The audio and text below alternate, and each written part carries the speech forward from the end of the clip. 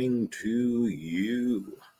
It must be 5 a.m. Eastern Standard Time somewhere out there on the East Coast because it's time for another Hardison's Tip.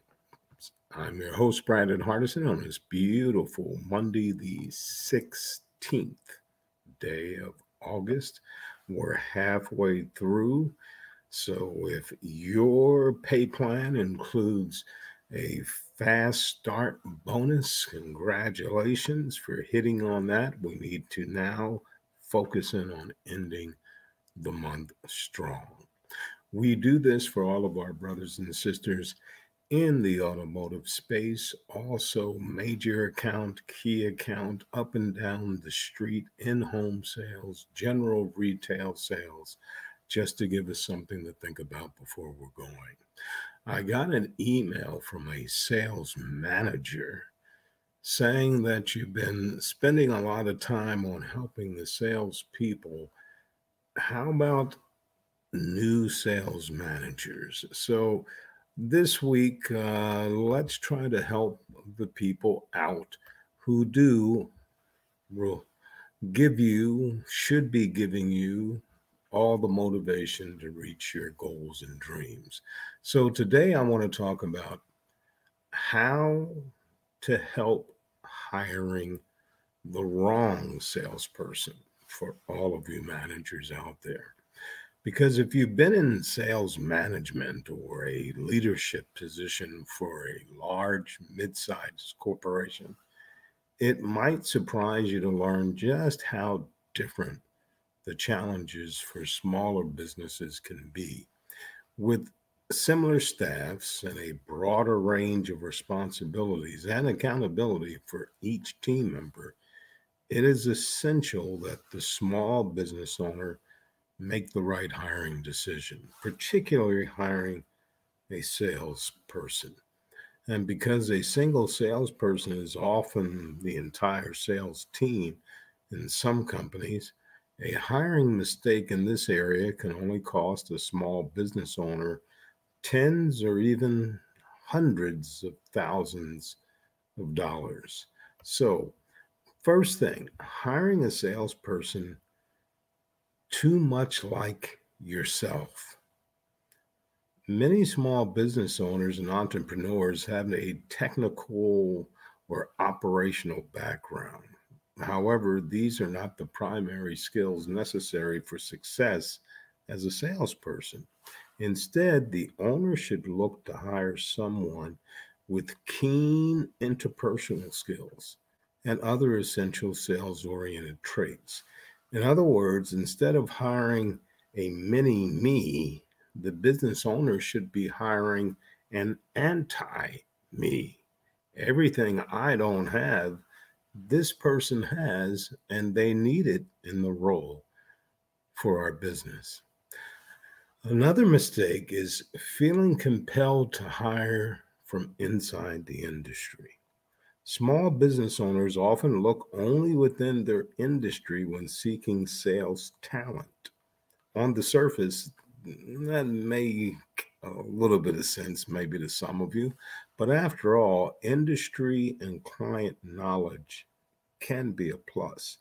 However, the approach can be a mistake for two reasons. One, you're getting a recycled salesperson from one of your competitors who might be experts on the competitive product service, but not necessarily experts in selling. In other words, if they're up right now, something must be wrong because there's year-end bonuses that's coming to them. There's other things coming to them. I would really think deep about that one. Plus, the industry insider salesperson might feel that they can lure existing clients to follow them to their new company. Clients, however, rarely follow a salesperson to a new company, no matter how good that salesperson or client relationship might be. Remember, change is difficult and people resist it. Another reason, please look at having unrealistic expectations behind the hiring budget.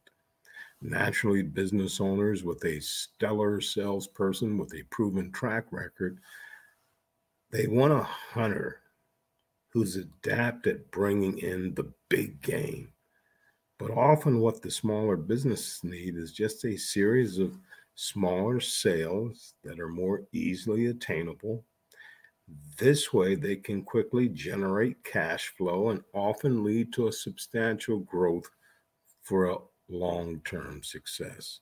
And also because the small businesses typically does not have a large budget for hiring top-notch salespeople, the business owner might be better off hiring a really good inside sales team or two, moderately priced salespeople, instead of opting for one expensive outside salesperson. Not having an attractive sales compensation plan in place. I'm going to share with you all managers, all owners have a big challenge when it comes to structuring a pay plan. The best possible candidate for the salesperson role for a smaller business doesn't have to be out of reach of the compensation plan in order to attract them. But what if a top level salary just isn't possible? The best person for the job still can be realized if the sales compensation plan is crafted creatively with performance based incentives. Don't give away the store. Let the person earn as they go along, and you'll be glad to share the profits with them. And not having a detailed job description. What does success look like for your small business, Mr. General Manager, Miss General Manager, Miss Owner, Mr. Owner? What sales goals are needed to achieve this? And while you're thinking of that, what responsibilities will the salesperson be accountable for? The owner, you, who is often inclined to operate from the gut, must be able to articulate and document these things to make sure the salesperson that they hire meets the required criteria.